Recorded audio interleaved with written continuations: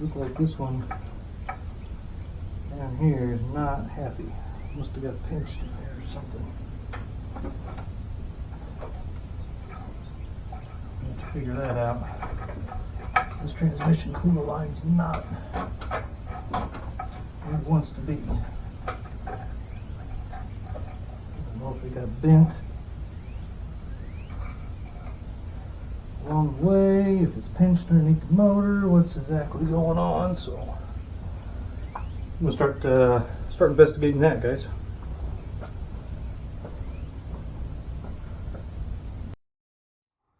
Alright guys, so after a little bit of digging, this transmission cooler line here, it's in the same spot as where it was originally, but I think this LS oil pan must be binding up on a little hump on it or something.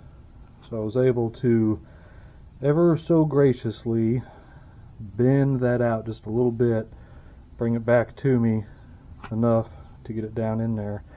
Now we're going to snip on the lower rad hose, and we're going to get the lower shroud on, and then we will keep pressing on. But man, this thing's coming together, starting to look like something. Not gonna be too much longer. Fuel lines are supposed to be in maybe tomorrow, and of course I have to work tomorrow. But anyways, we'll be able to start piecing them together too.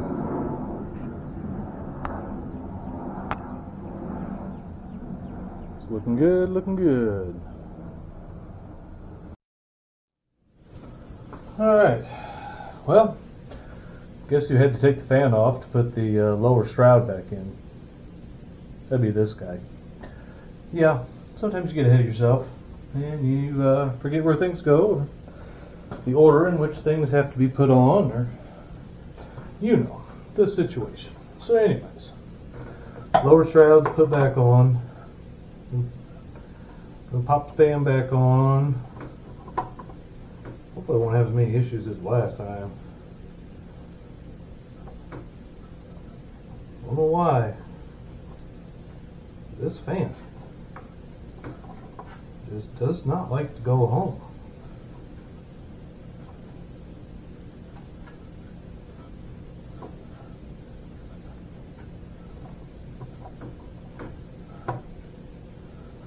You really got to take your time. Make sure you do not cross the edge of your fan. There we go. Yeah.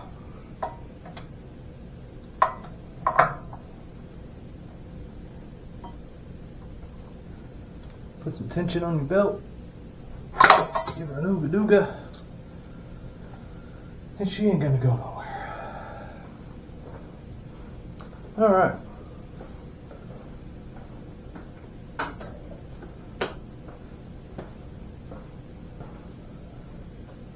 So now we've got the radiator in, bottom shroud on, transmission lines hooked up to the rad, fan, got power steering all hooked up, alternator, we got the evap line hooked up, throttle hooked up, heater core hooked up. I think what I'm going to do is I'm going to crawl underneath. I'm going to get the trans lines hooked up. That way I know that system's completely sealed. And I think I'm going to try and see if I can snip on, boy, I don't know. I'm trying to make sure I don't get stuff in my way.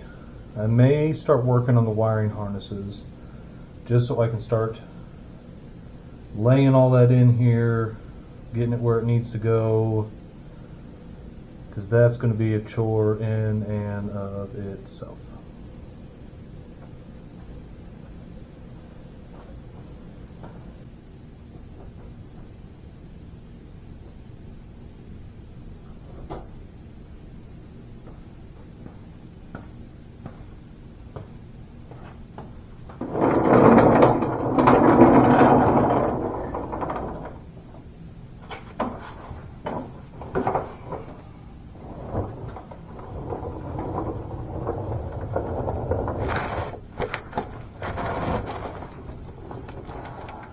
Alright guys, there's no real good way to get you in on the action here.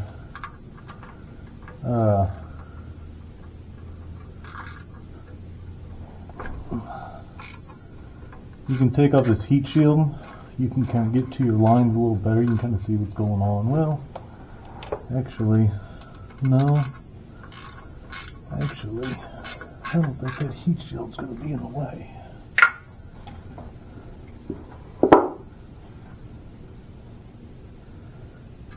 These transmission lines are a little tricky when they're in the truck like this. GM's got these little clips that hold your transmission lines in place. Getting those clips out sometimes can be a little tricky. Whenever I get these, they just cut the lines off at the yard. So whenever I get these out and I get the new ones in, I'll kind of show you what I'm doing with these old lines.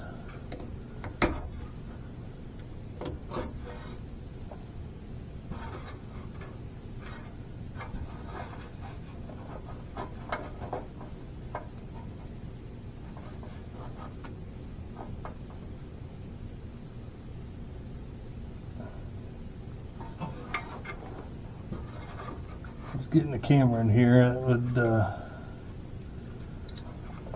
won't say it's impossible, but I don't know how this guy would do it.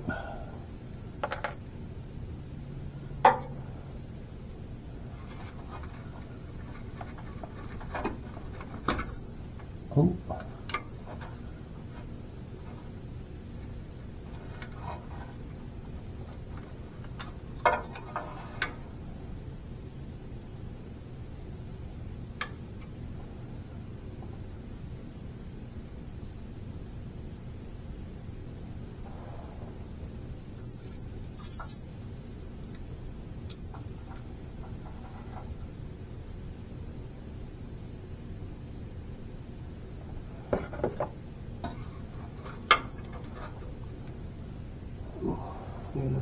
Light.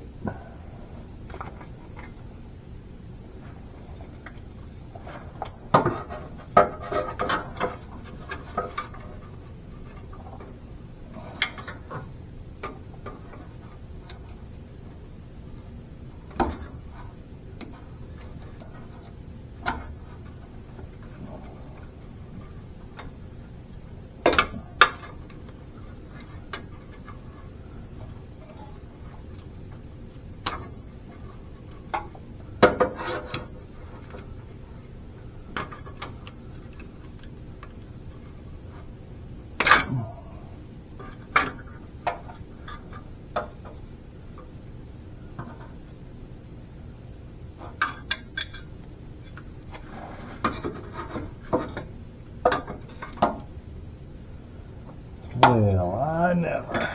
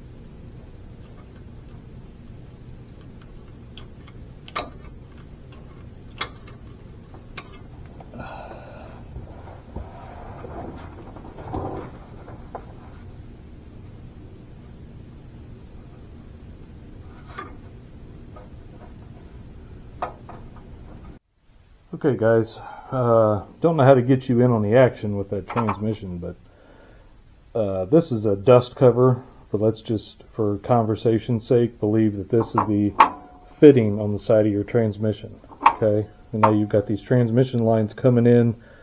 And once you get it past this hump, get that into the middle of that fitting like this, it'll bottom out here, and this hump will be in the middle of this fitting. There's going to be a really thin line runs all the way across it, with these little bitty keys, or like cotter keys almost, or whatever they are, kind of shaped like a horseshoe.